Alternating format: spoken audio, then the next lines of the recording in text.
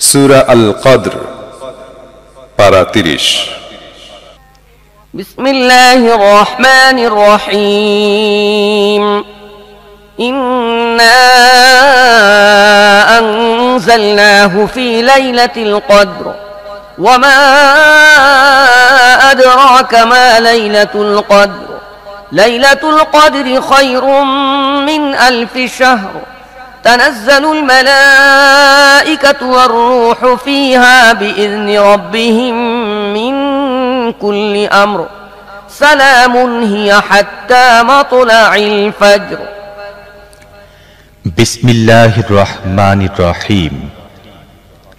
আমি এ কোরআন নাজিল করেছি কদরের রাতে। তুমি কি জানো কদরের রাত কি? কদরের রাত হাজার মাসের চাইতেও বেশি ভালো।